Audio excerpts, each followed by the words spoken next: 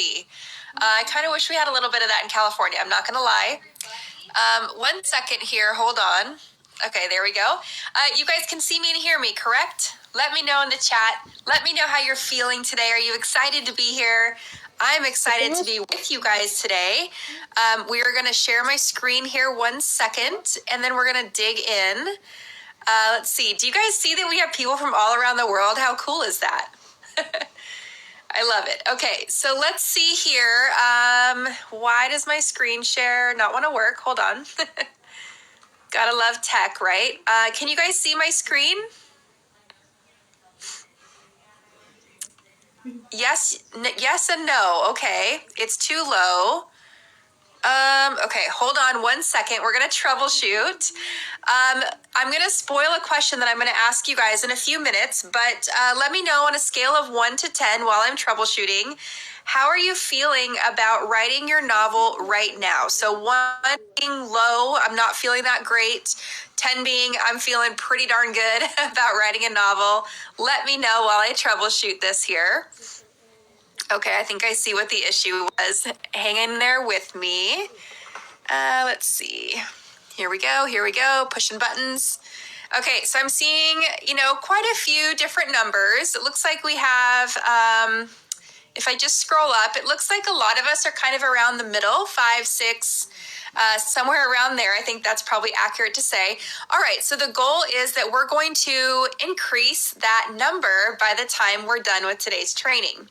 All right, so hopefully you guys can see my screen now. Someone give me a yes if you can in the chat. Okay, great. Gotta love those tech issues, right? All right, so today we are going to talk about 3 things you need to write your novel in 2025. And I think these 3 things might surprise you. Maybe they won't, I don't know, but we'll see when we dive in. So here's what we're going to cover specifically. We're going to talk about those 3 things in detail, so what they are, why they're important. We're going to talk about how to find time to write a book, because let me know in the chat, put a yes if you're someone who's like, I just wish I had more time to work on my story. Put a yes in the chat if that's you. I think it's a lot of us. We're going to talk through some tips for dealing with writer's block and kind of where this comes from anyway, right? So it's like we all can feel what writer's block is, but where does it come from? Why is it so hard to deal with, and how can we deal with it?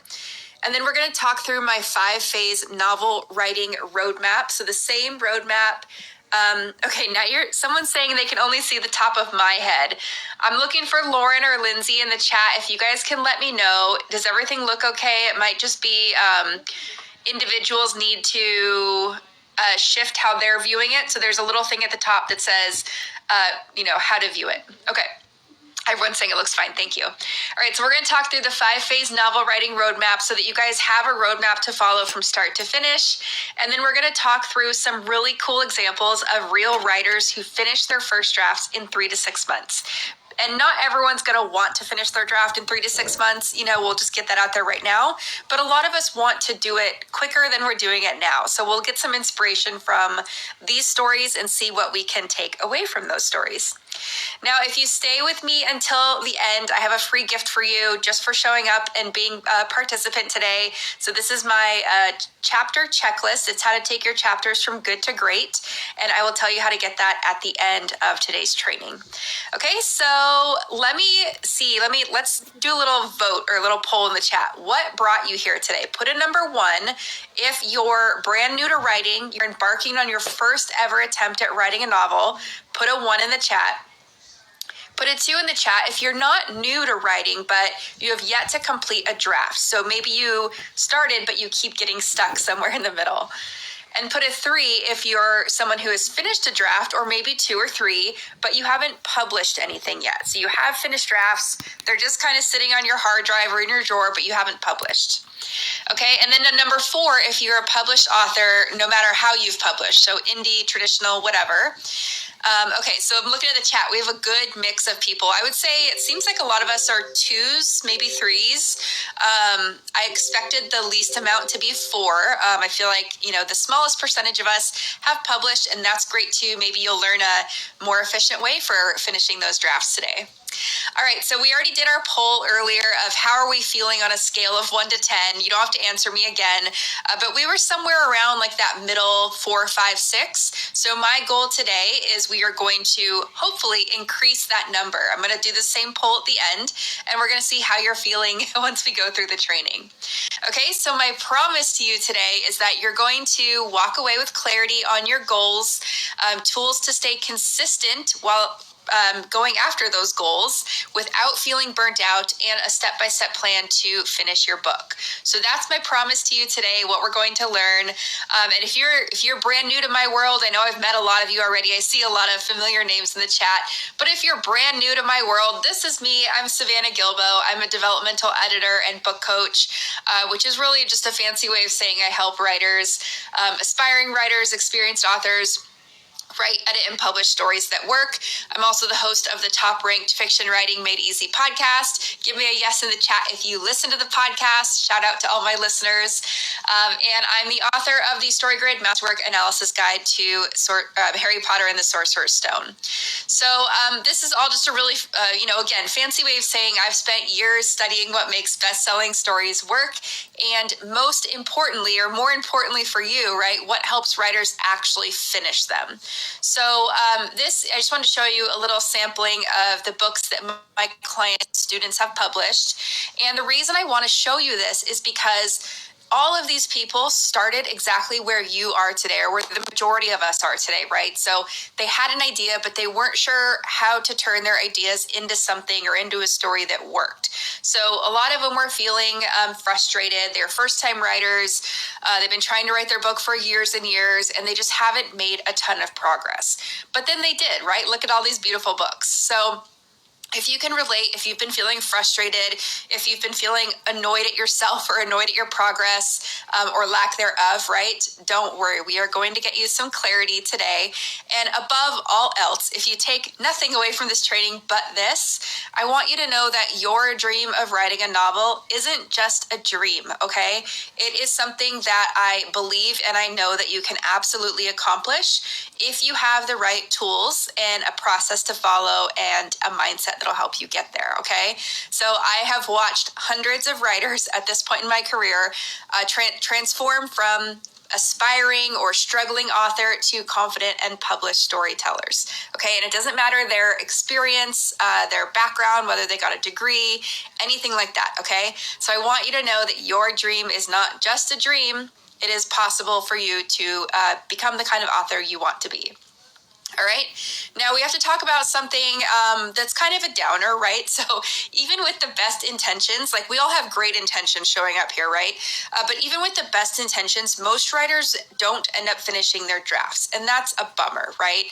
There's a stat floating around the internet that says that 80% of adults want to write a book, but only 3% of those actually go on to finish it. So that means 97% of those people that want to write a book never finish it. And yes, that's depressing, but it's okay. We're going to talk about why, okay? So why do only 3% of people who want to write a book ever finish it? And here's the thing that I've noticed after a long time of working with first-time novelists is that so many first-time writers, they get stuck and they fail, quote-unquote fail, to finish their draft. It's not because their ideas weren't good enough, okay? It's not because they didn't want it bad enough. They usually want it pretty darn bad, just like most of you do. And when you break it down, it's usually that they, quote unquote, again, I don't like using this word failed, but they failed to finish their drafts because they were focused on the wrong thing at the wrong time. So they were trying to perfect their prose before having a solid story structure. They're battling that self-doubt when they should be building momentum. They're searching for the perfect writing routine when what they really need is a clear roadmap, right? So we're just focusing on the wrong things at the wrong time. And, we don't have enough clarity on our ideas and enough clarity on the right steps to take to turn those ideas into a story that works. Okay, so just to reiterate, because this is really important, it's the people who don't finish their drafts, it's not because their ideas were terrible or because they were lazy or, insert whatever reason you want there. It's usually just because they don't have clarity on, how they can flesh out their ideas and the right steps to take to turn those ideas into a story.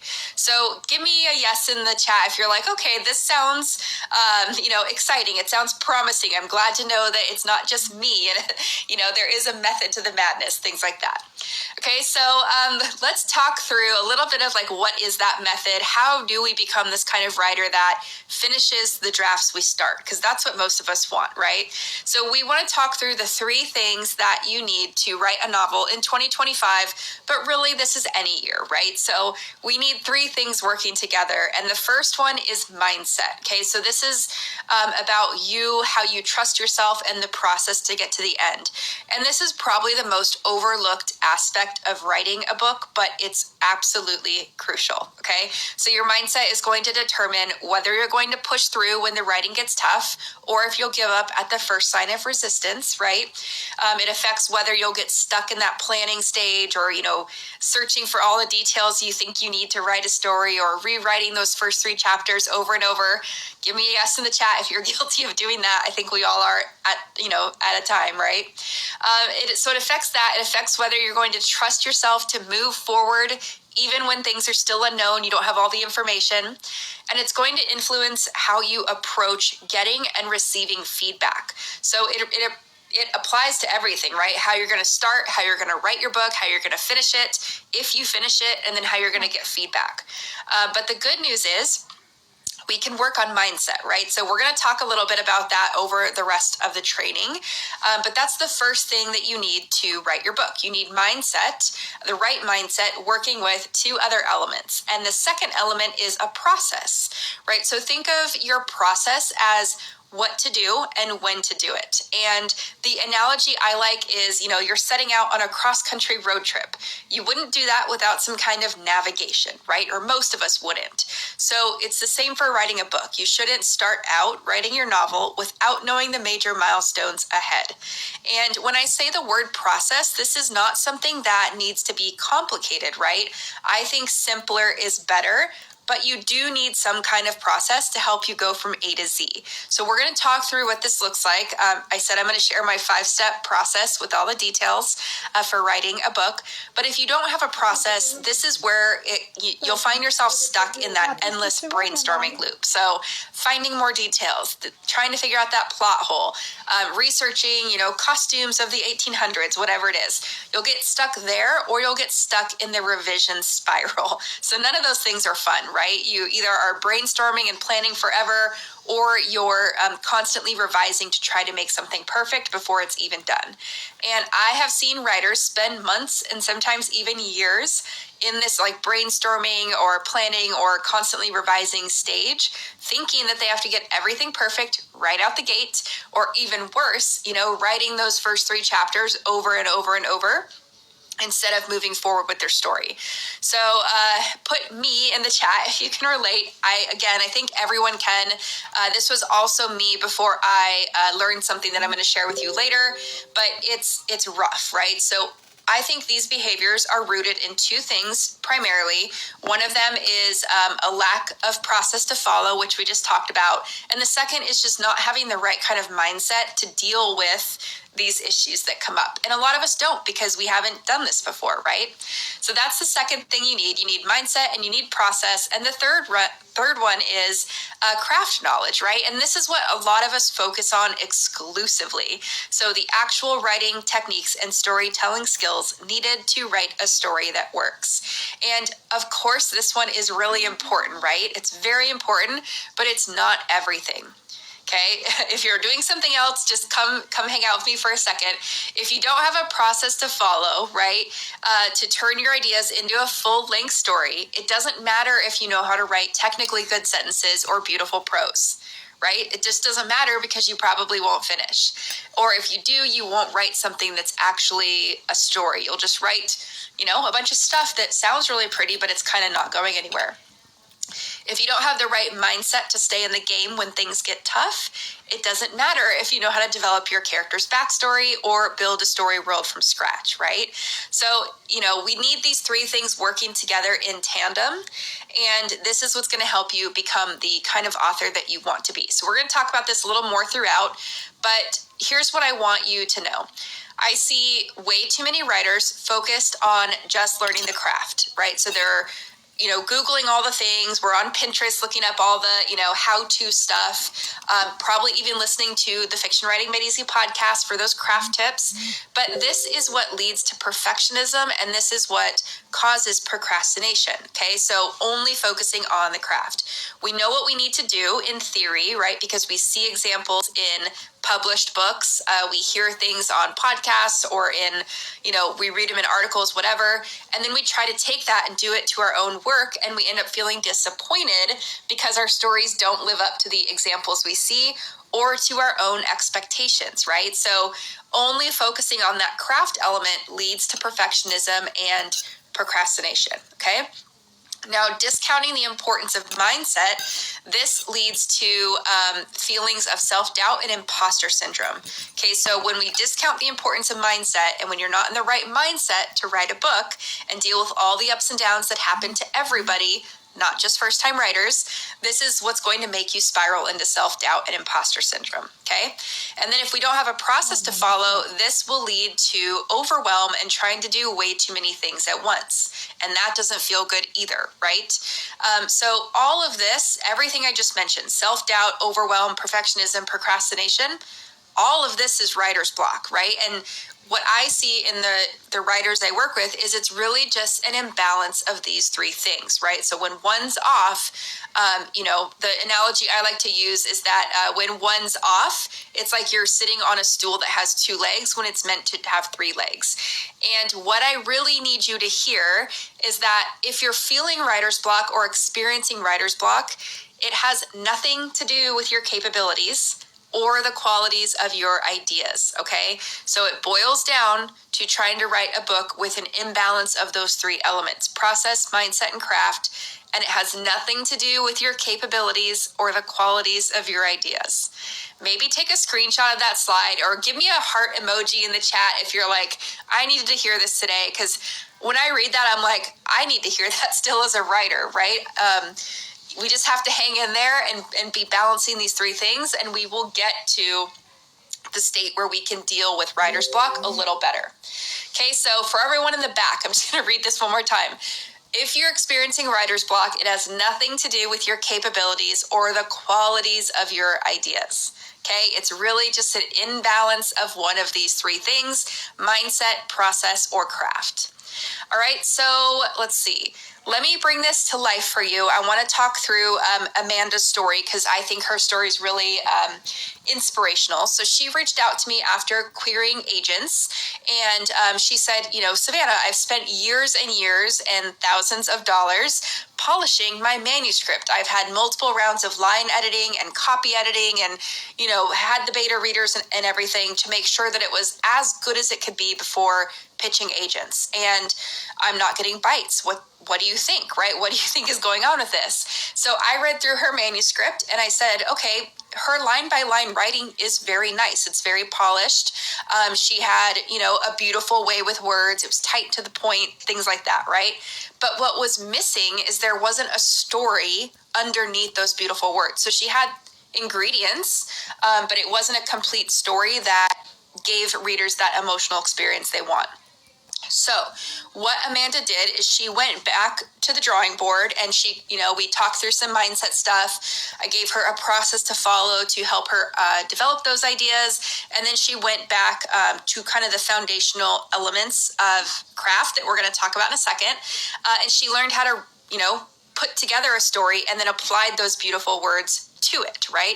So long story short, Amanda has a great inspirational story because the following year, she pitched that same story at a conference and got 4 bites on her manuscript, and she signed a contract with a publisher. Her book is not out yet, but, she got the results she wanted, and all of it came down to rebalancing those three elements for her. So, and just focusing on learning how to tell a story that works. So that's pretty cool, right? I love Amanda's story. It has nothing to do with her talent or her abilities, or, whether she ran out of time or whatever.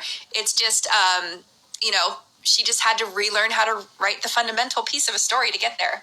Now, I want to tell you about Mark, too, because Mark, I'm sure a lot of you can relate to Mark. He was very worried. He's like, I'm an older guy. I'm worried it's going to be too late for me to write a book, and I don't have a ton of time, right? So I don't want to spend a bunch of time Googling all the things or investing in some kind of method, and it's just going to take me nowhere.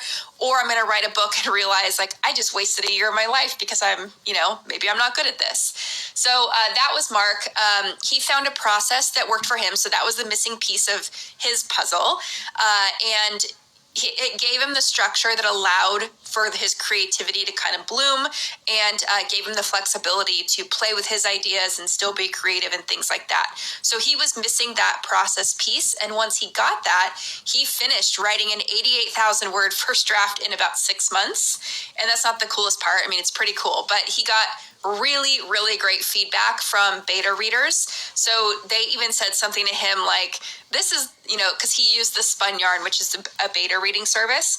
And they said to him, this is one of the best drafts we've ever read, right? And they were just like, you need to go publish this. This is great. So he got really great feedback, and he's currently querying agents. So I think that story is pretty cool. I see some people in the chat are like, yeah, we can relate. It's never too late.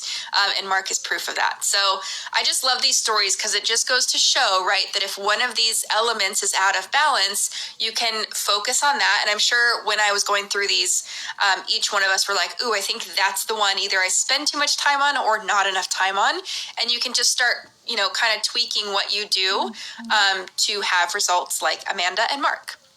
Okay, so this is the process I'm going to walk us through today. Don't worry about scribbling this down furiously. We're going to see this slide a lot. But this is the 5-step roadmap, or the 5-phase roadmap. Yes, for everyone asking, it's the Spun Yarn beta reading service. But this is the 5-phase roadmap, right? It brings us all the way from brainstorming to publishing our books. And we are going to dig into that. Again, don't worry about jotting all this down. I just want to show it to you up front so that you know what we're going to cover. And, to also just say, it kind of looks like a lot, right? But we're going to see case studies of people who have gone through this exact same process to write, edit, and publish their novels, and you can too, okay? So we're just going to get that out of the way right now. And this first column here, this yellow column where it says brainstorming, so this is what you're going to want to do to flesh out those foundational elements of your story. So I'm just going to read these bullet points real quick, and then we're going to talk through 5 key decisions you'll need to make. Okay, so we want to identify our theme or our story's point. We want to identify or choose our genres, pick our point of view, so what point of view you'll write in and how many point of view characters you'll have and things like that. Develop our cast of characters, so this doesn't have to be everything about every character, but enough to get us going. And then we want to determine setting, so where does your story take place and when does it take place? Okay, so people ask me all the time, like, how much do I need to know to start writing? I would start here and then I would extrapolate. So, for example, within the developing our cast of characters piece, there's work to do to develop your protagonist, right? We need to figure out some stuff about your protagonist. We need to figure out stuff about your antagonist and things like that. So there's kind of micro steps within each of these bigger steps, I guess I'll say. So the 5 key decisions, if I were you, this is where I would start, and I would let these the answers to these kind of blend together to start developing your idea. So 1 is, what is the theme of your story? What's that key point or that key takeaway that you want readers to come away with? For example, if we're writing a love story, we want to probably show the power of love. What does that look like in your story, right? The second one is, what genre are you writing in? And if you've heard on the podcast, I like to think about this in 2 different ways. So for example, if you're writing young adult fantasy, that's your commercial genre, right? Your young adult fantasy will sit next to others in the young adult fantasy section of the bookstore. All right, but then underneath that is your content genre. So if you're writing young adult fantasy, is it more of a romance? Is it more of an action story with life or death stakes? Is it a mystery? Like, what kind of story is underneath that young adult fantasy label? We want to identify those two things at this stage.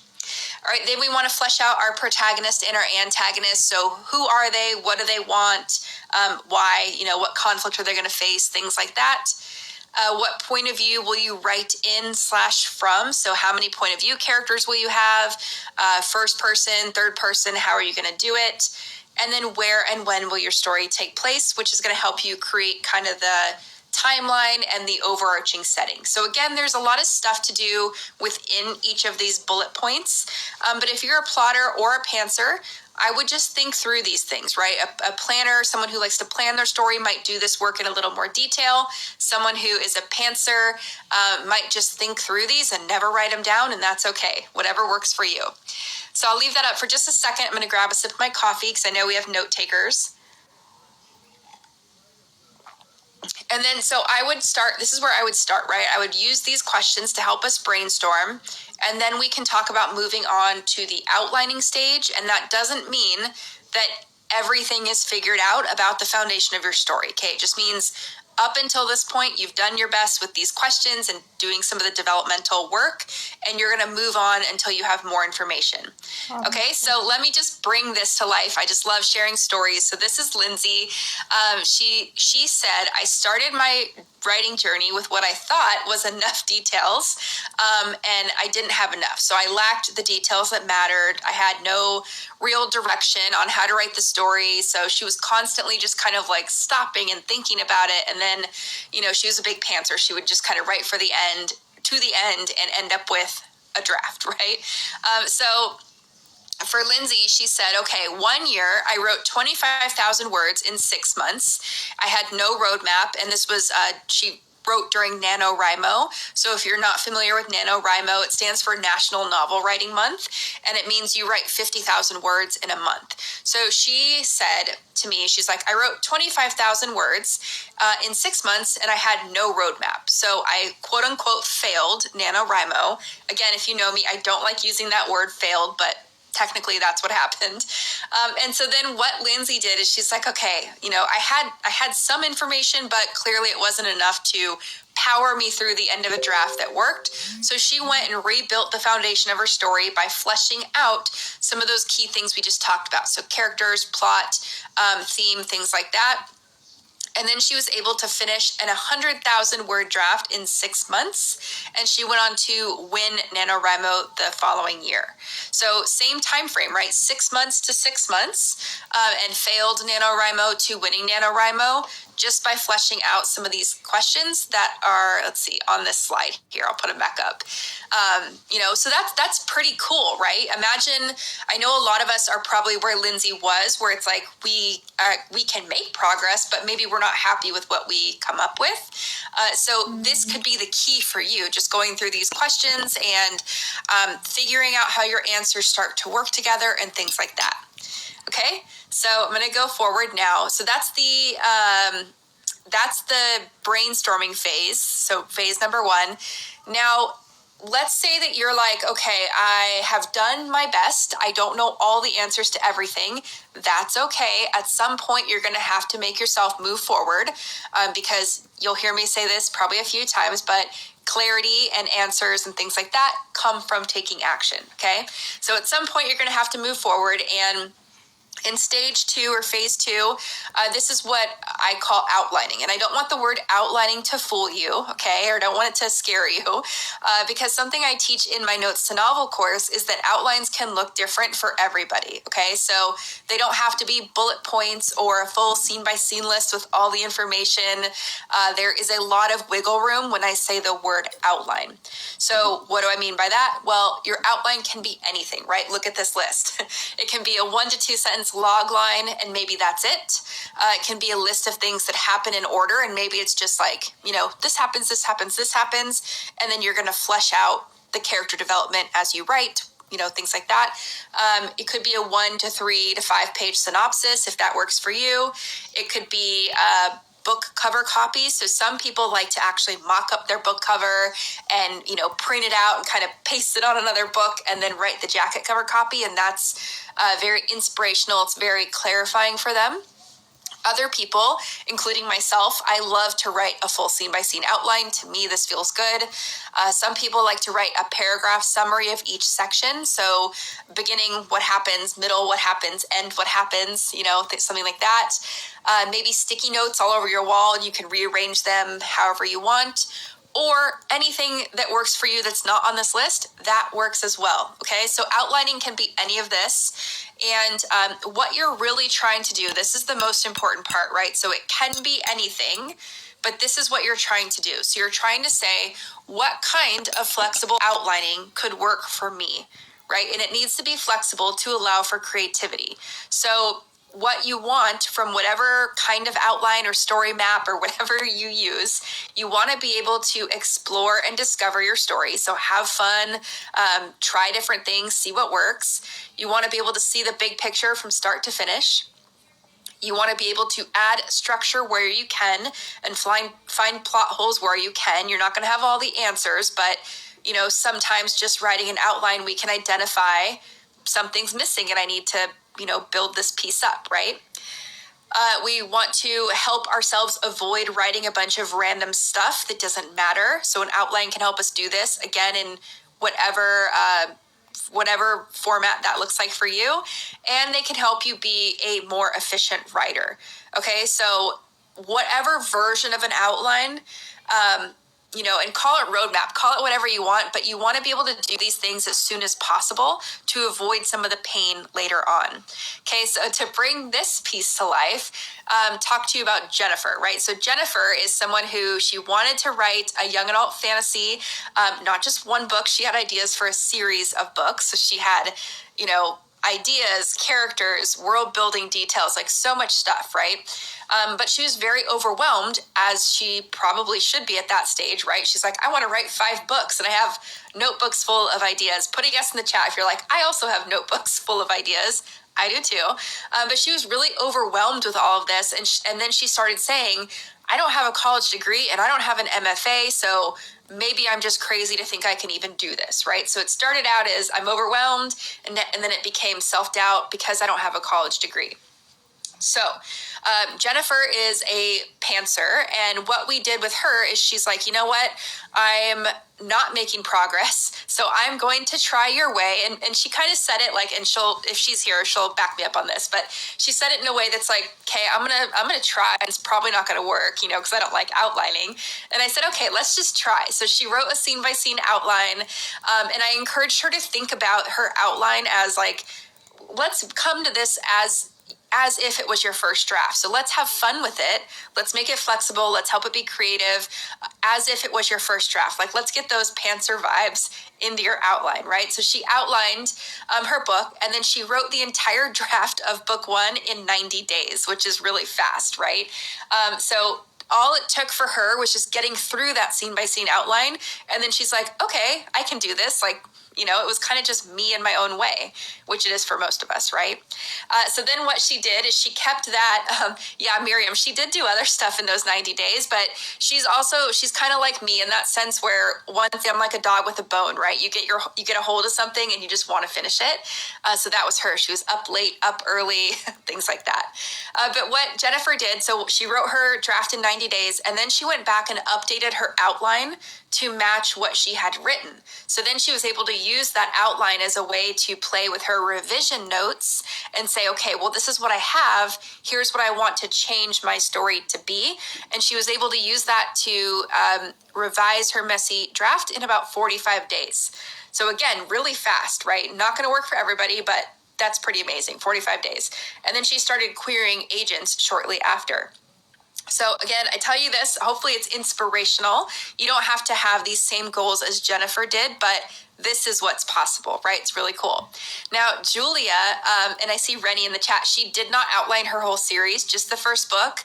And then what she did is she kept documents for the other books. So whenever she had ideas, she would just toss them in those documents and keep them safe.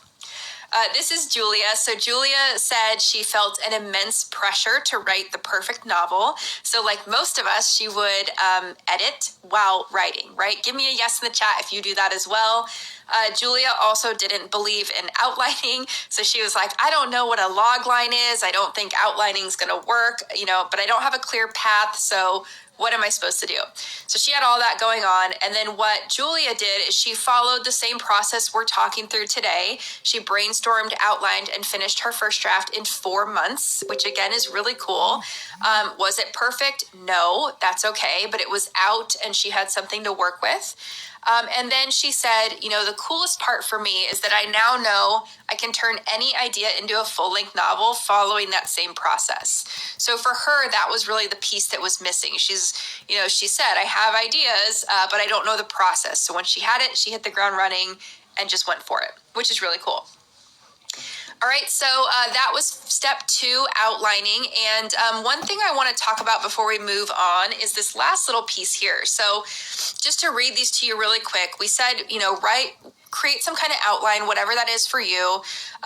It's important at this stage some of us don't know what a logline is. So a logline is a 1 to 2 sentence summary of your story. You can just Google that and it'll show you examples. A 250 word summary, this is what I would do, but again, you don't have to do it if it doesn't work for you. 250 words is typically like the back cover copy or a synopsis length. And then the third step is to determine where your story starts and ends, just so you have those bookends to your story. Create a scene-by-scene outline. So again, if that works for you, if not, no big deal. Whatever you come up with, I think this step is really important. So let's say that you're someone who's like, I'm just going to write some sticky notes and throw them up on my wall, and I'm going to reorganize them and, see what happens. If that's you, what I want you to do, which some of us skip this step, right? I want you to step back and say, okay, here's what I have. Do I see where the logic starts to break down? Do I see where the flow of character development starts to break down, right? Just take a minute and just look at whatever you came up with and see if you can identify plot holes or inconsistencies or things like that. It sounds simple, but some of us don't take those 3 to 5 to 10 minutes and just look at what we have, right? We just kind of say like, I'm done. I want to be done. And we start writing and then we run into issues. So that's what I mean by pressure testing. Just kind of poke holes in it the best you can. And then we can move on to the drafting stage. Okay, so something when I talk about drafting, people will say, my problem is I don't feel like I have enough time. I just don't have time to focus on writing a novel. Okay, so between my job, my family obligations, and everything else, I can't find the time.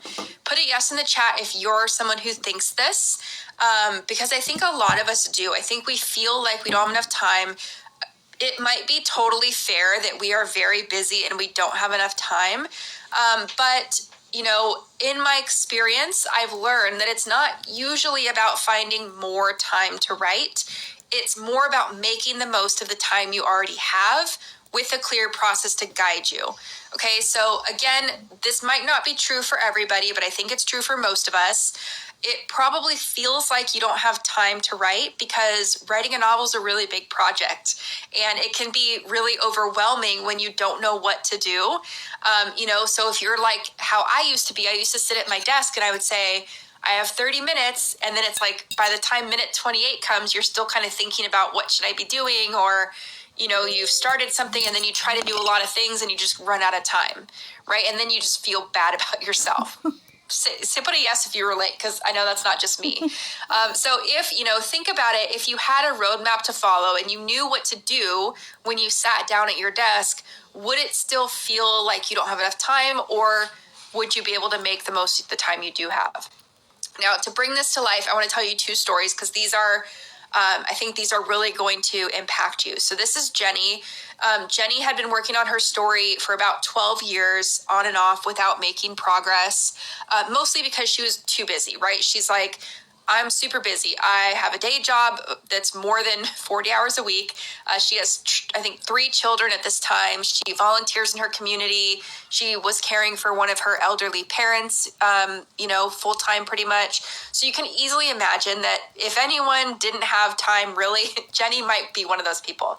Also, then when she would sit down to find that she had the time, like 30 minutes before work or whatever, she would feel that imposter syndrome creep in because she also did not go to college, didn't have an MFA, whatever. So her inner critic would pop up and it would say, maybe you should think about this more, or maybe you should clean your desk. That's the one I do a lot. I clean my desk when I'm overwhelmed. So she would just, those 12 years zoomed by really fast with not a lot of progress.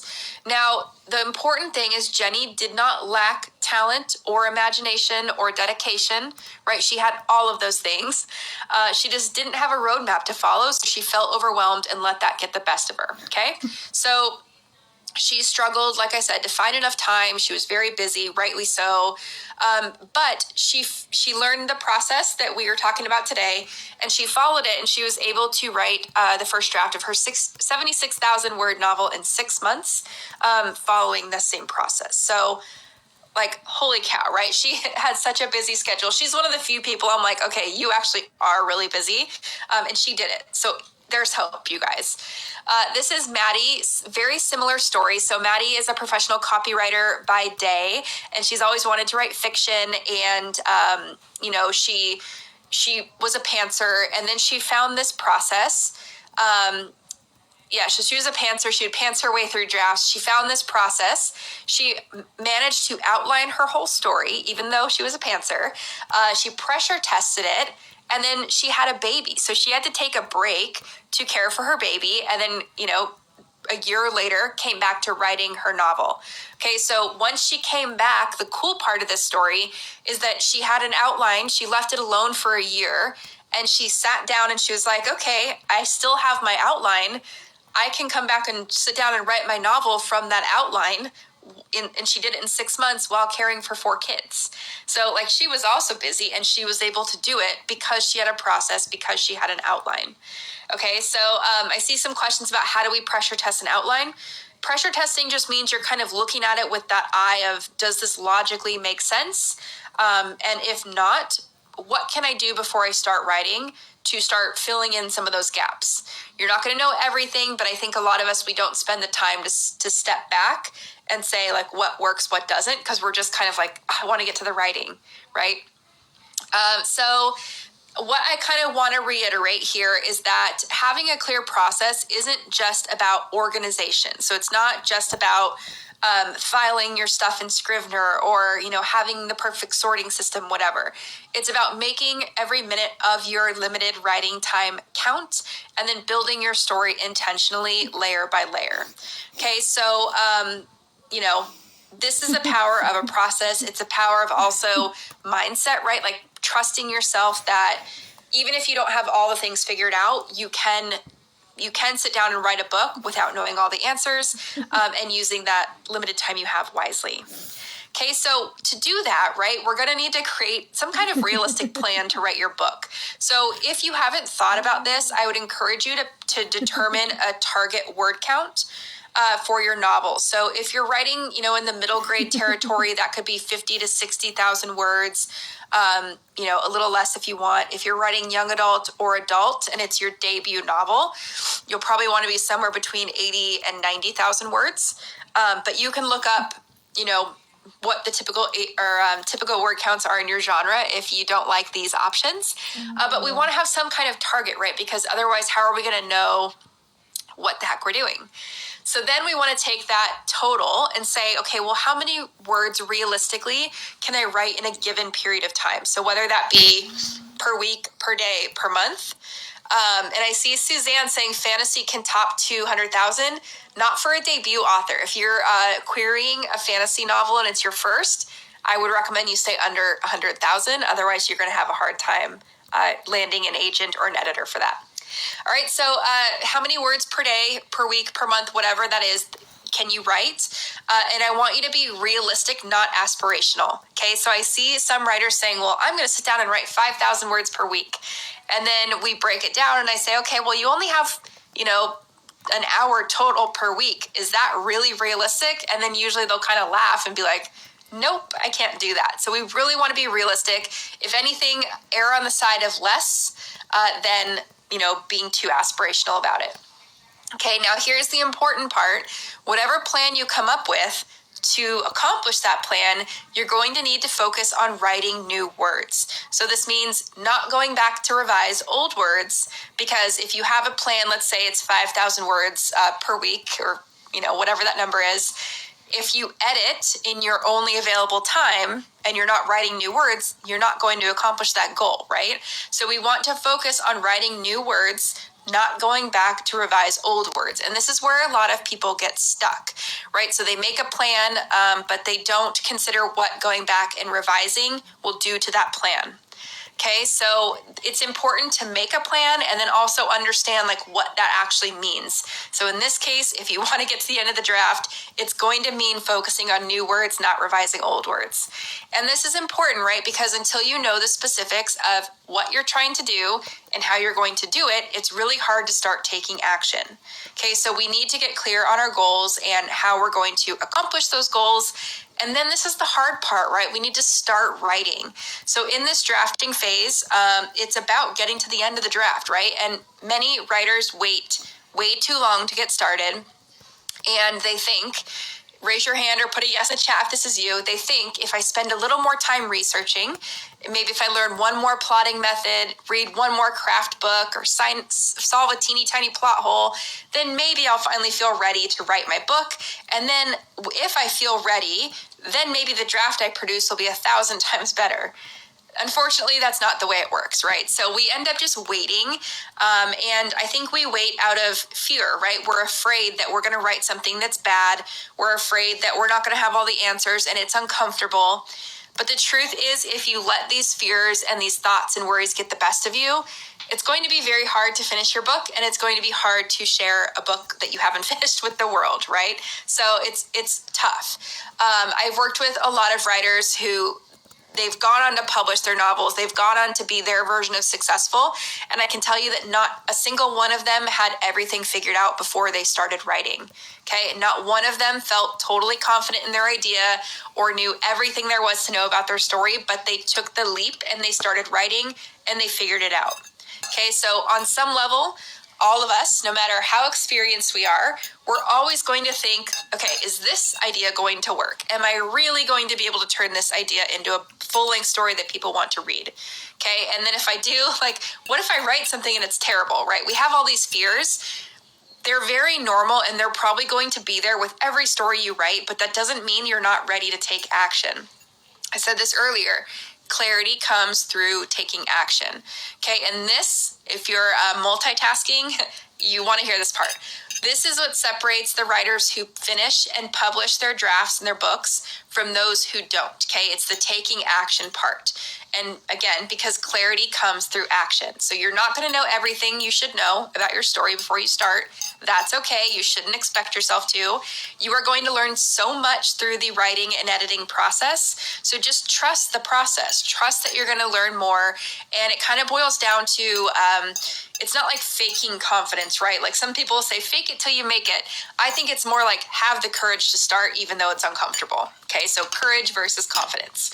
And the way that I like to encourage people to do this is to change the way you're thinking about what you're doing. So instead of saying, I'm writing a first draft that feels, kind of big, it's like it has to be perfect, just think I'm discovering my story through my first draft.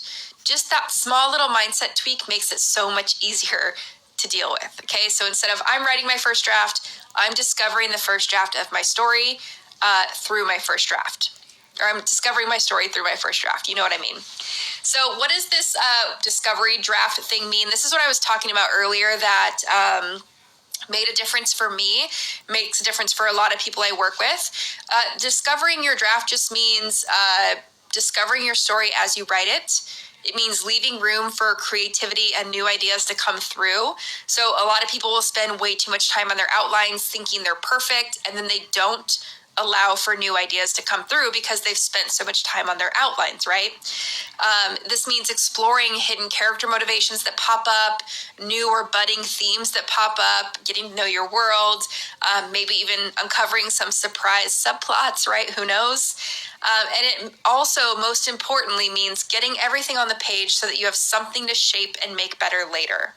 Okay, so what I want to share two stories with you. This is Pornica, and she said perfectionism was really holding her back. She was very worried about having all the things figured out before she started writing. So she was really in that place of fear. And her result is that she was able to write an 114,000 word draft in 88 days because she didn't allow herself to stop to edit or worry about the small details. So she would leave placeholders, like let's say her story takes place in a magic school, and if she didn't know what a certain courtyard looked like or how a certain class worked, she would just write, I'll figure out details later or details to come, whatever. So she would put those in brackets in her draft and just keep going. And like this result, again, she's also one of those people that's like, she's going to go and get what she wants, right? So she wrote an 114,000 word draft in 88 days, which is crazy to me. And it was a good draft too. Not perfect. Again, no first draft's going to be perfect. But what's really cool is that she was able to do that from a place of fun and not fear. So instead of being constantly worried, she made a mindset shift. And in the beginning, it was hard, right? But she was able to have fun with her drafting, and she got really great beta reader feedback. So kind of like Mark, who I talked about earlier, she got similar feedback that was like, this is a book that's ready to publish. Let us know when you publish it because we want to read it. They were so excited.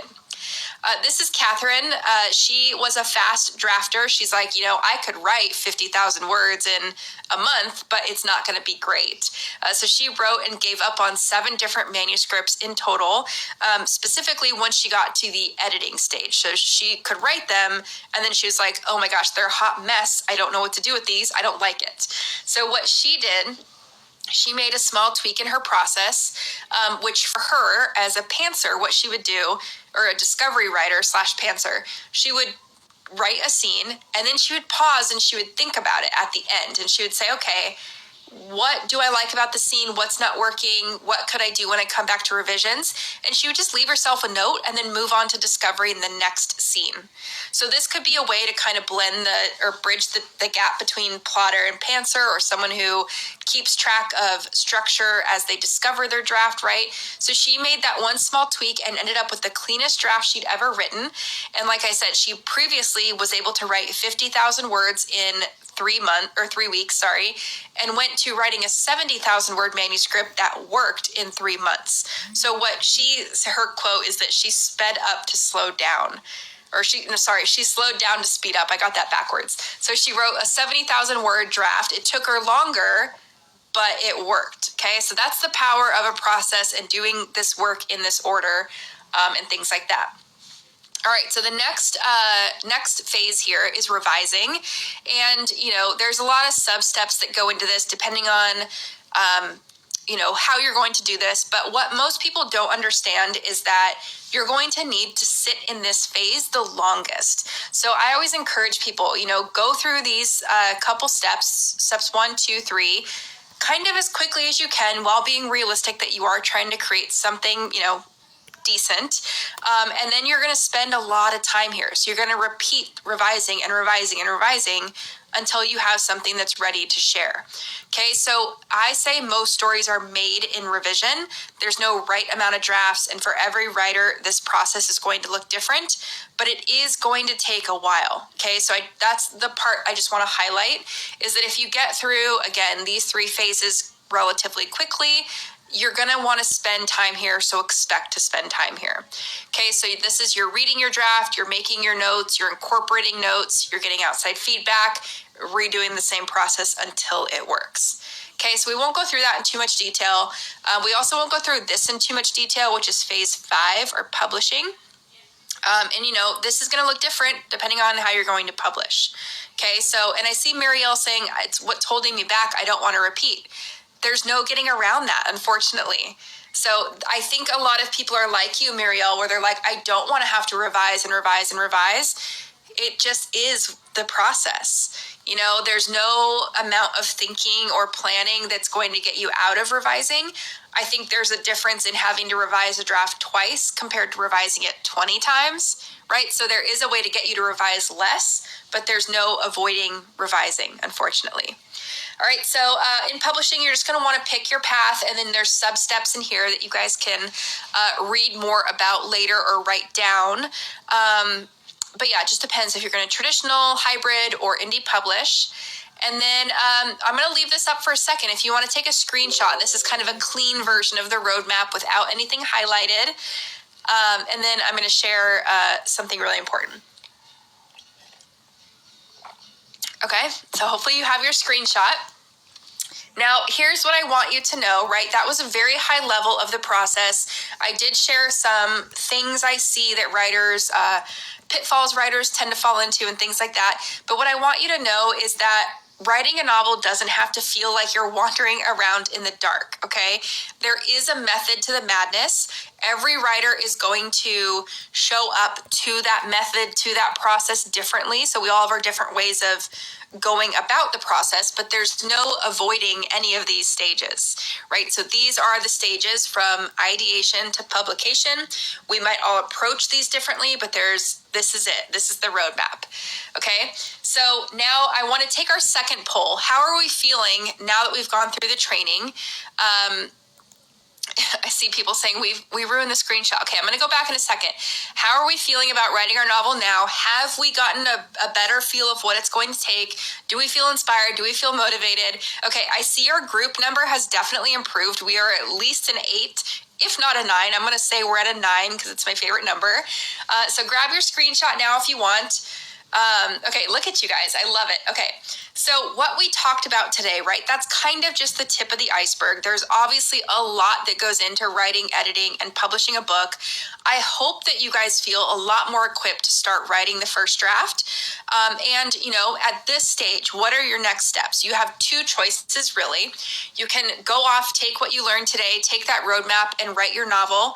If you want me to guide you through the process and you want to do it with me, then as you probably saw in the countdown slide from today's training, my Notes to Novel course is open for enrollment. So if you want me to guide you through the process, my Notes to Novel course is an 8-week live online course and group coaching experience where I teach aspiring authors how to brainstorm, outline, and write their first drafts while giving lots of guidance, feedback, and support in real time.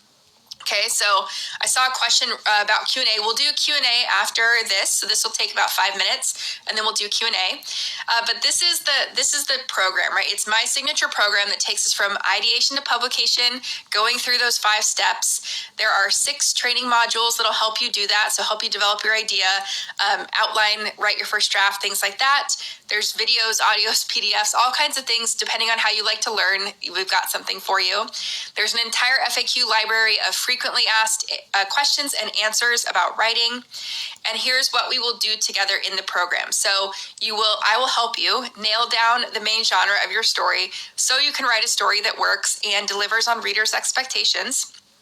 I will help you uncover and refine your story's themes so you can seamlessly weave it into your plot, characters, and setting. I will help you develop your cast of characters and settings in a way that readers will love them and they'll want to revisit your characters and your world, things like that. I will help you master the art of crafting strong scenes, important here so that you don't waste your time or your words writing pages that go nowhere. I'll help you create a well-structured and flexible outline. Again, flexible is the key word, right? This can look however you want it. But either way, the goal is to help you make twice the progress in half the time. And then most importantly, you will have gained at the end of this course the clarity and confidence you need to finish your draft in the most efficient, effective, and fun way possible. Okay, so the cool part too is that I will be there for 8 weeks to virtually hold your hand through the entire thing. We'll talk about that in a second. But there are bonuses. So if your idea isn't fully fleshed out yet, I have this Story Ideas That Sell workbook that you get free as a part of signing up for the course. So This walks you through how to brainstorm ideas, how to find ideas, and how to start developing them so that you're ready to kick off module 1 with us. You'll also get, like I said, 8 weeks of live Q&A with me. So with me and the rest of the students in the group. And this is really important because you're learning a whole new way to write a novel, and you should have questions. I'll be on Zoom once a week. I'll be in the Facebook group that I'll tell you about in a second for 8 weeks, answering all your questions during that foundational time of developing your ideas and creating your outline and getting ready to write your first draft. So, the goal is you don't ever get stuck. And this is the next best thing to having me as your personal writing coach. I'm not taking one-on-one clients, probably won't be for the foreseeable future. So if you want my help, this is the way to get my help. Okay, so now what does that look like realistically? Well, the live Q&As, I have a little note down here. They're on Thursdays on Zoom at 10 a.m. Pacific. There are recordings available. We have students that go in the program from all around the world. So if you're in Australia and 10 a.m. is super early in the morning, students who we've had before in Australia, they'll just pre-submit questions. I will answer them live. And then I think Europe is the opposite. So it's a little bit later in the day. If you can't make it, you can pre-submit questions. I will answer them live. But what this looks like, so today is January 21st. And February 3rd, we're all going to kick off together. So we're all going to start with modules 1 and 2. Then we're going to so you'll get access to this on Monday. And then that Thursday on, I think it's February 6th, we'll have our first Q&A. Then the next week, you'll get access to module 3. And then we'll do another Q&A, right? So every week, we'll have a new module and Q&A, except for these weeks right here that say implementation week.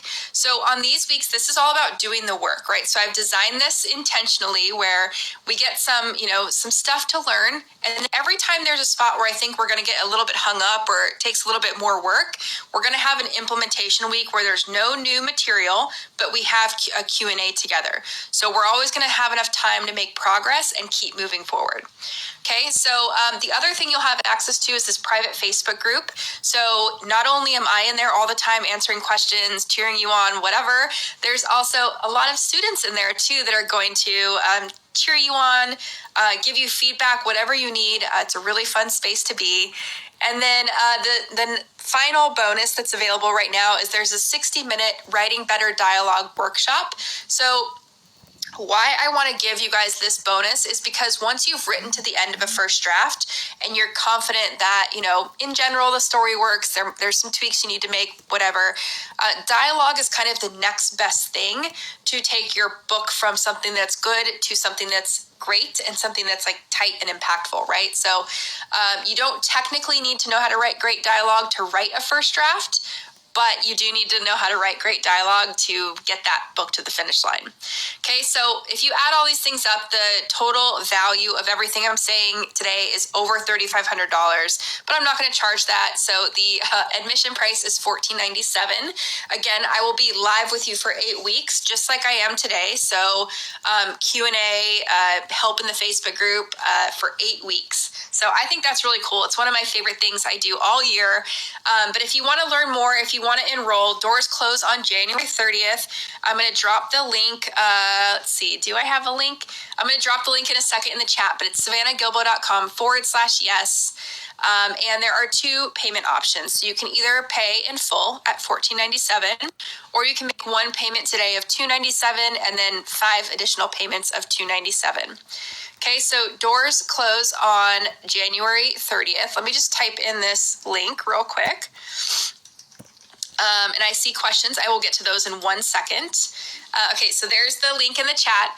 Now, the thing that's important for a lot of us who are either on the fence or making big decisions, right? We want to know, like, what happens if I don't like it? I'm the same way. So what I've done is I've designed a refund policy that I think is pretty fair.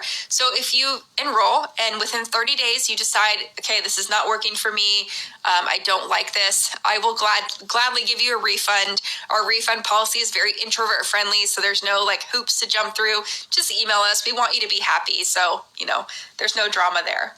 All right, now what's most important, although I really wish I was a special unicorn with magical DNA, I don't have a magic wand or any kind of trick that you don't have. I'm not more capable than you, or these people I've been showing you today are not more capable or any different than you, okay? What they had, what I have is a proven process that can help people finish their books. So if you're thinking like, well, Savannah, you're an editor, of course this, feels good, or the other writers worked with you, of course it's going to be easier. It's just getting you guys a proven process, okay? We are all capable of writing a book, and we are all capable of that writing life that we want. All right, so one more second before we get into Q&A.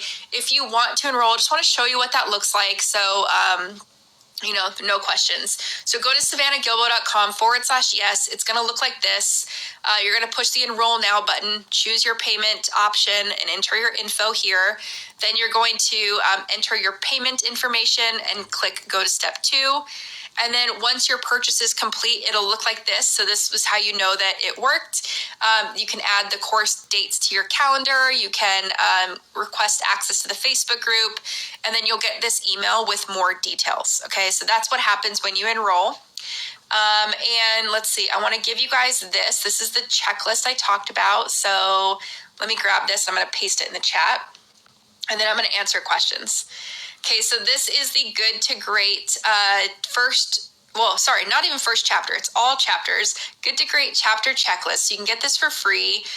It's what I use to troubleshoot my own chapters or just kind of pressure test them. And I'll put that link in the chat so you can grab that. So that's your free gift just for showing up and hanging out with me. And yeah, I think we'll do some Q&A. So I'm going to put this up on the screen. We'll do about 20 minutes Q&A, maybe a little longer. We'll see how many there are. I saw a question. Let's see. I see Natalie, is there a course focused on those who are working on revision? So I don't have one specifically, but we do have a lot of writers who come into Notes Novel with a draft to revise. So if you're feeling, Natalie, like, I revise this, I kind of don't know what to do, I don't know what I don't know, then I definitely recommend coming into Notes Novel. We can help you build a revision plan, build that foundation from the ground up. Let's see, Tez says, will you be giving direct feedback? So I will be there on Zoom every week for 8 weeks. We do questions, we talk through mindset stuff if there's something that comes up. There's a few points in the process, like once we write our log line or once we create our outline, I will ask for your pages. So anyone who wants to volunteer pages can submit them, and I will go through them on the screen and give feedback. I'm also in the Facebook group all the time, so giving feedback that way as well.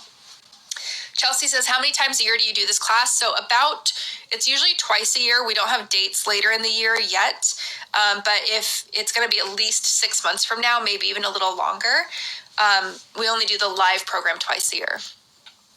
Okay, Nancy says, I'm on my second draft. Will this work for me?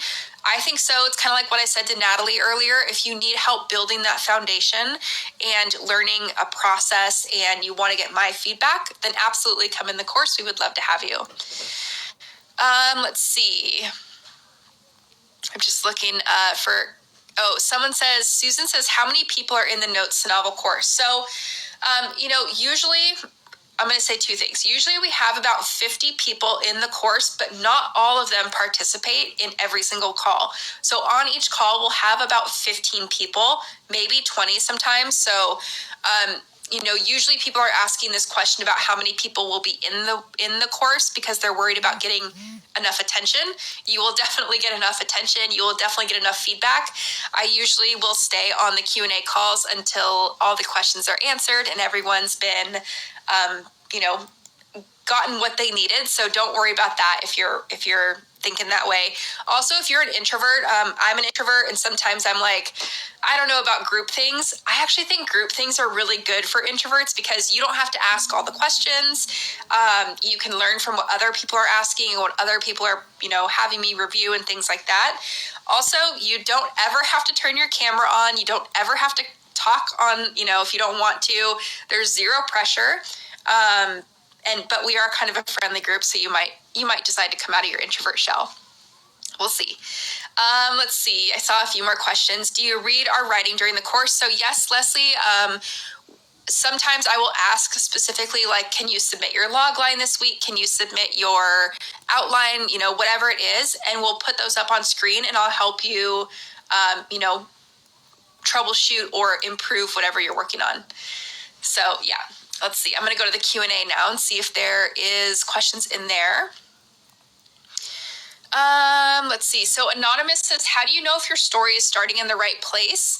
I wish it could be like, well, if you just do this, you'll be fine. Sometimes you don't know until you've written it, but there are things you can do to help yourself get to a good starting point. And one of those is think about like the day that everything changes, or like the latest possible day that you can start someone's story. What we don't want is a ton of buildup. So I see people do this a lot where it's like the protagonist will be 30 and then they're like, my story starts when she's 9. And it's like, that's kind of a lot of backstory, right? So what happens when she's 30 that kicks off the story? I would start as late as you possibly can. Okay, let's see. So I see some questions on this idea of like, how do we put things together? So we have ideas, we might have characters, might have settings, whatever. How do we start putting things together? So that's like the focus of Notes to Novel, is how do we take these pieces of things and put them together? So one of the things, I'm not going to go back to a slide, but basically in the beginning, we start off with like, okay, you're coming in with an idea. It's probably not completely developed. That's okay. So we'll put your idea through the genre framework. So what genre is your story? If you're writing a romance, then we can start answering questions, right? Because you're writing a romance, here's a structure framework. Because you're writing a romance, your story is going to primarily be focused on the power of love. What does that mean? So we kind of start building it up organically just by having you start to answer some questions and narrow down the options that are available. So if you're writing like fantasy, right? Fantasy stories are usually in the action genre. So we can say, okay, you're writing an action story in a fantasy world. So that means you're going to use this framework and you're going to have a world to build on top of that, things like that. So it's built very intentionally to help you organically develop your ideas into an outline and then into a first draft. Okay, let's see. Anonymous says, I feel like my story is complete, but it's too short to be a novel. What do I do? So there's two things that I see in this scenario. One of them is like, do you have subplots that support your main story? So support it in the sense it's either helping your characters learn the theme or preventing conflict, things like that. If you do, then I would go look for my podcast. And I would search like Fiction Writing Made Easy interiority, because most of the time when drafts are too short, it's too focused on plot and we don't get to see enough of that internal processing on the characters' end. So that's what I would do to beef things up. I see some questions about the checklist. I'm going to paste the link again. So the checklist is the top link. If you want to learn more about Notes to Novel, that's the bottom link. Okay. Jennifer says, how many times a year do you offer Notes to Novel? Usually twice, but we don't have a date for when it's going to happen again in the fall. Let's see. Okay, I'm just looking at like what are the general questions that are going to help the most. Tyler says, I don't have Facebook. Is it worth it? Will I be able to attend and interact? So if anyone is here that has taken Notes to Novel in the past and wants to share their experience about the Facebook group, that would help Tyler. But Tyler, you don't have to have Facebook. There's nothing in there that you're going to miss out on. If you participate in the Q&A calls and stuff, then you don't need Facebook. It's just if you want that community and you want to meet other people. But yeah, you don't have to have Facebook to participate. Let's see. Okay, so Siobhan says, how to know what to write each time? What to write each time you sit down to write. So if, let's say, I'm just going to tell you what we do in Notes Novel, and you can take from this what will work for you. But what we do is there's a timeline, right? So in weeks 1 through 3, we're going to be developing the foundational story stuff. So characters, some of your plot. Sorry if you guys can hear my dog. We're getting a delivery right now. Hopefully it's not too loud. But so there's foundational work we need to do before we can move on to outlining, right? So each week, that's what we'll do together, is we'll work on whatever the course is dictating for us to work. And then once you have your outline, you can sit down and write whatever's on that outline. So some people will jump around. They'll say, today I feel like writing scene 3, I'm just going to do that. Today I feel like writing scene 30, I'm going to do that. So either way, right? And I think that's also why having some kind of outline is important, even if you're a pantser, because then otherwise, how do you really know what you're doing? I think it's a little hard. So hopefully that helps. Julie says, how often are your course sessions? How long are they? So, Julie, we run this program twice a year. We don't have dates for the fall yet, but it'll be at least 6 months from now. The course sessions, so the modules are under an hour each in general. Like the first module is a little shorter. The 4th and 5th modules are a little longer than an hour, but on average, they're about an hour. And then the Q&A calls each week are about an hour, sometimes a little bit longer. Okay, let's see. Okay, so Anonymous says, will notes to novel be useful for any type of literary work? Or is it strictly for writing a novel? So I don't know if you're saying I'm writing a literary novel or I'm writing something else and is the course just for novelists? I'm going to answer it in 2 ways. It's for novelists, whether you're writing literary, genre fiction, whatever. There is no focus on like how to elevate your prose to a literary level. So if that's what you're looking for, it might not be the right course for you. But if you're wondering, how do I construct a novel? And then how, once that novel is complete, how do I add my literary flair to it? We can help you with that, if that makes sense. Okay, so let's see. Corey says, could we do peer review with each other to get audience feedback on plot? So you definitely can. That's what the Facebook group is for. Otherwise, sometimes in the Q&A calls, like let's say I'm reviewing your pages on screen that day, if there's something where I'm like, I don't know, I'm of 2 minds of this, what do you guys think? Then we can open it up to the chat. So there's multiple ways to kind of do that. But yeah, the Facebook group is primarily you reach out, you find your beta readers in there, and then, do what you want to do. Okay, ThinkPad says, is women's fiction a genre? So yes, that's a commercial genre. It's like where it would sit on a bookshelf. I just did a podcast on this, so instead of answering, going in depth on this answer, I'm just going to send you there. So just Google Savannah Gilbо women's fiction, and you'll find it. There's also a blog post. All right, let's see. I just want to check my little timer here, if Zoom will cooperate. Hold on. Okay, 9 minutes. All right, so let's see. Joanna says, is the intention of no novel to support until the outlines are done? So everyone kind of goes at their own pace. So if, let's say that you do all the work as intended, I would think that you would be into your first act at least once the course is done. However, not a lot of people are going to move that quickly just because of work and child raising and things like that. So most people, I would say, they finish an outline by the time the course is done. If not, they have started writing and they're, well into their first acts. Other people, though, they just take it slow and they're like, I'm just going to get my questions answered and do the best I can. And you have lifetime access to the course. I don't think I mentioned that earlier. So although the Q&As expire in 8 weeks, you have lifetime access to all the material, so you can technically go at your own pace.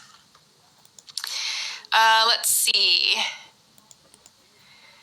Annalise says, do you give feedback on everyone's outline? So I will ask at certain times, like if you have pages to submit, please submit them. And if you submit them, I go through as many as are submitted. So that's why I said earlier, sometimes a few of the Q&A calls will go a little bit longer, but yeah, as if you want to submit, I'm happy to go through it is my long and short answer. All right. Let's see. I'm just going to ask, what are the most applicable questions to everybody? Let's see. Araya, I think I'm probably saying that wrong. I apologize. Do you think it's a good idea to make character profiles before beginning to write? Or is that something a new writer can get stuck and stall in? So it's definitely something you can get stuck in. So I think if you want to make a character profile or do any of those, things you can find on the internet that you fill out, just give yourself a deadline. So say, I'm going to work on this for a day. 2 days, whatever. And then of course you can add to it, but it's the idea of like not letting yourself get stuck there and have to have everything figured out before you move on to something else. So just kind of know that it can always adapt, it can always change, but we don't want to put everything on hold to finish that character profile, if that makes sense. Let's see. So Rebecca says Notes to Novel starts February 3rd, which is a Monday, but the Q&As occur on Thursdays at 10 a.m. Pacific time. Yes, that's correct. So if you go to I'm going to put this link in the chat, go to the link at the bottom, savannahgilbo.com/yes. And if you scroll down on the page, you'll see a calendar and it talks about that if you just want to see it in front of you. If you're like me and you're more visual. Let's see. Okay, I see. Some people are worried. They're like, my questions got missed. I'm trying to get to as many as I can. I have a big list. We have 33 still open. So we're going to try as much as we can. Let's see. Difference between scenes and chapters. So I see a few of these questions. Scenes think of them as like little stories. They have a specific structure they need to adhere to. They have a specific purpose to take your character and your story from beginning to end. And they're kind of like nesting dolls, right? They build on each other and to create that story. Think about chapters as like they're just dividing lines. So they can go anywhere within a scene, and they're more to control how the reader experiences a story. So in something like a fantasy story, you might have 4 scenes in one chapter because the pace can be a little slower. Not always, not super slow, right? But it can be. As fantasy readers, we're used to longer chapters. If you're writing something like a fast-paced political thriller, you might only have 1 scene per chapter or half a scene per chapter. So it just depends, but there are different things for sure. Let's see. Anonymous, is this course for someone who has already outlined and is partway into their novel? It totally can be.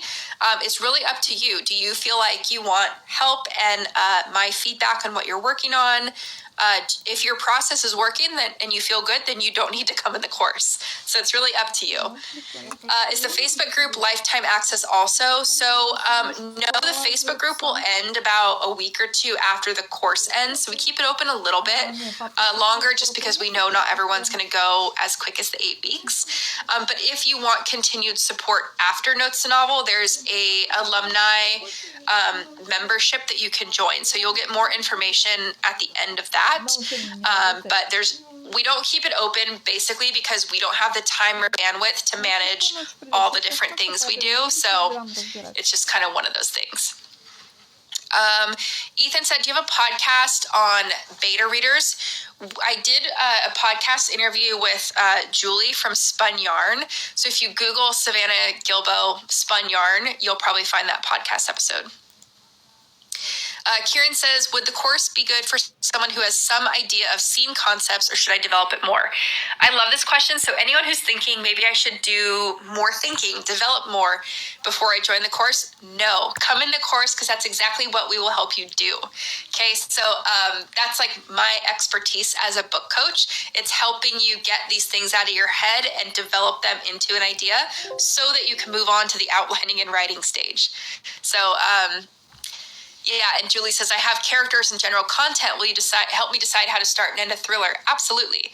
So we have, what's really cool is in module 2, we have genre cheat sheets. So once you decide what your genre is, you'll get cheat sheets that say, here's the key scenes you're going to want to include to satisfy readers. Here's the conventions you'll want to include. So conventions are things like character roles, like micro events, circumstances, things like that. And you put the 2 together with all the other work you're doing, and you get quite a nice structure out of it. So we have cheat sheets for all the different genres. All right, let's see. Let's see. I'm just looking for like the most the questions that'll help the most people. Someone says, when you write yourself into a corner, how do you get unstuck? So my 2 cents on this is I just always go back to the foundation. So if you're stuck, it's because something has broken down. And it could be mindset, right? Like you could be getting to the middle of your draft and you're like, oh, this sucks. I hate it. So maybe it's a little pep talk for you. Or maybe if you're like, I just don't know where to go, then go back to the foundation. Think about your theme, think about your genre, your characters, the conflict and things like that. And just try to like work yourself forward again. I know it sounds simple, but it's a powerful exercise when you're stuck in the moment. Yeah, I see someone saying, can you repeat where to get your checklist? I just posted the link again. Okay, let's see. Soraya, I see your question. Should I listen to your podcast or just get to writing?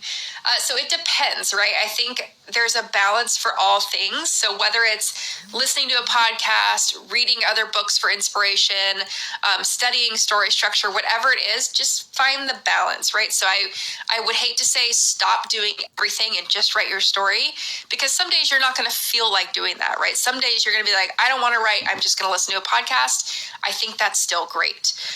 So I would say if you're using anything like podcasts, or if you're using research as a way to not write, then maybe we have to have a reality check. Like, why am I avoiding writing?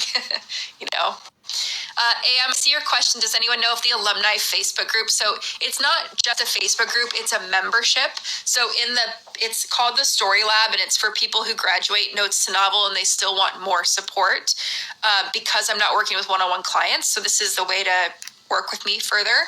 And it's a membership. So it costs $97 a month, and there's a training. So we do a masterclass each month, 2 group coaching and Q&A sessions, and then we do a template, some kind of template workbook, cheat sheet, something like that in the 3rd week. And if you want more info on that, you can email us, but it is only for Notes to Novel alumni.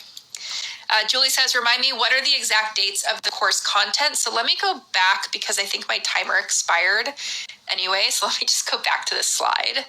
And if you're hanging out, you guys feel free to leave whenever you want. I'm just going to hang out a few more minutes and answer some questions. But Julie, this is what it looks like. So on February 3rd, like technically if you sign up today, you'll get access to things like the Facebook group, some of the bonuses and things like that. But technically we start on the 3rd. So on the 3rd, you'll get access to modules 1 and 2. That week we will do a Q&A. February 10th, you'll get access to module 3. We'll do a Q&A, so this is the schedule, and the Q&A calls are at 10 a.m. Pacific, 1 p.m. Eastern. Okay, so I'll leave that up for a second. One thing I'll say, just because I know some of us are like experienced course buyers, if you are, the sooner you enroll, and again, this is not for everyone, just those who are interested, the sooner you enroll, the more bonuses you'll get. So we have some surprise bonuses that we are going to announce, and the first people who enroll will get all of them. So I shouldn't say the first people. It's like anyone who enrolls today or tomorrow will get access to all the bonuses, which is kind of cool. All right, let's see. I'm just going to look through the Q&A again really quick.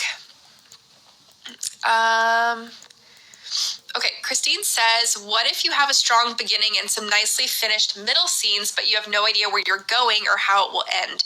So this happens to a lot of people, Christine, and it could be that situation you've described is, I know the beginning, I know the middle, I don't know the end, or some people know the beginning and the end and they don't know the middle. So the reason I like looking at our content genre is it tells us, if you're writing a mystery, here's what typically happens in a mystery. You take from that structure what you like and don't like, or what you want to use, what you don't want to use, and you can start building out your stories that way. And then let's say you're writing a mystery, so you have that framework. Then we can say, okay, well, what kind of subplot do you want to use, which will help us, flesh out the middle. So maybe you're writing a mystery with a romance subplot. Well, we have a framework for what it means to write a romance subplot.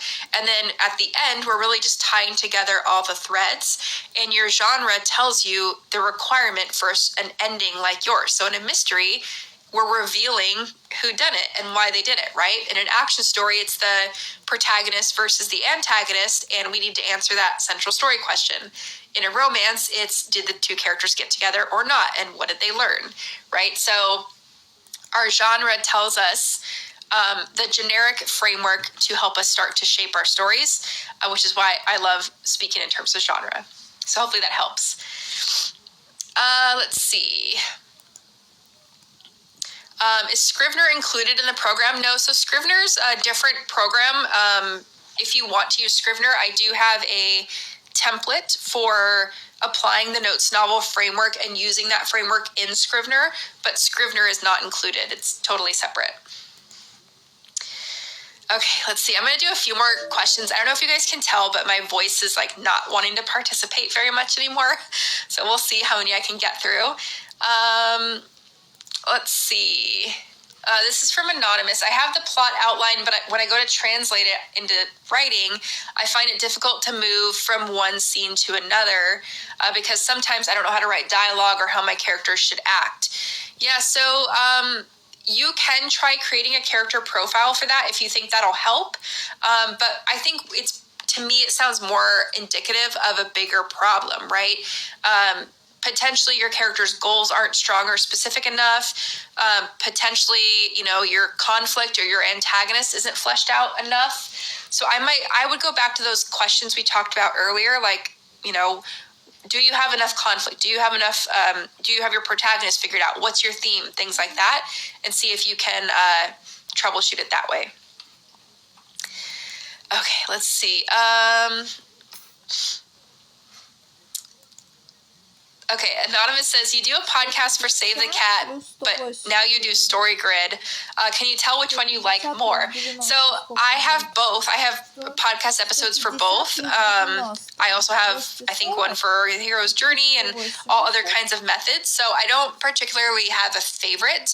I think that there are things about each method that are great. And for one person, Save the Cat might work. For another person, Story Grid might work. The hero's journey might work. Why I like to look at them all is I think it's fascinating how they each get us to the same place, more or less. So it's really just like, which language do you want to speak in? And, that's another cool thing in Notes novel is that it gives us one common language to speak in. And I'm also versed in all of the languages on story structure, so I can help with however you want to talk about it. Julie says, course on Mondays, Q&As on Thursdays.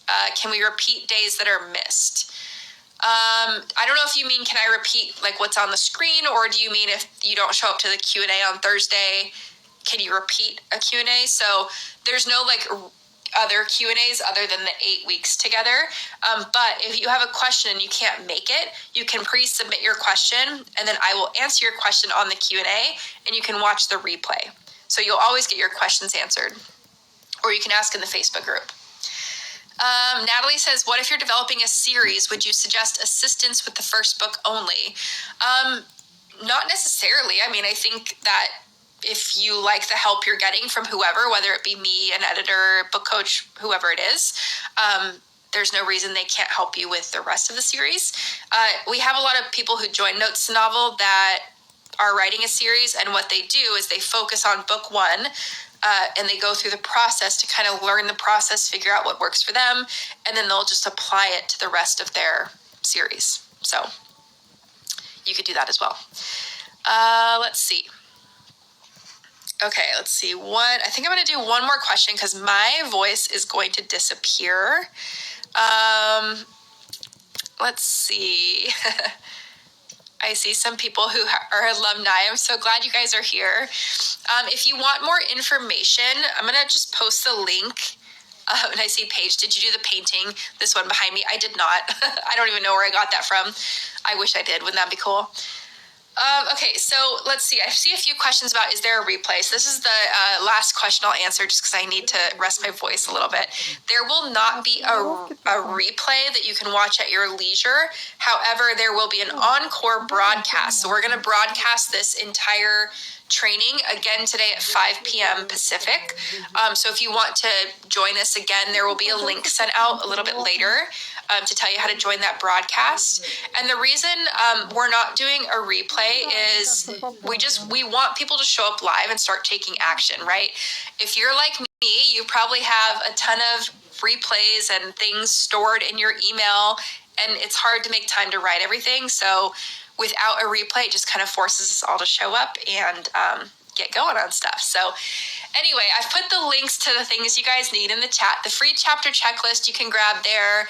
If you want to learn more about Notes the Novel and join me before doors close on January 30th, you have the link in the chat to learn more about that as well. You can go to savannahgilbo.com/yes. Yep. And we will also send you some reminder emails. And thank you all for showing up. I love today's training. Thank you for hanging out with me so long. I kept you a little bit longer than I promised, but I just love answering your questions. So you guys have a great rest of your day, great rest of your week, and I hope to see some of you in Notes the Novel.